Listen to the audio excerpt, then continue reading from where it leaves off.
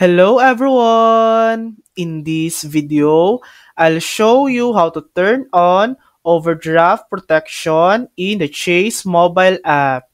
First, open and log in to your Chase mobile app. Next, select the checking account you want to protect.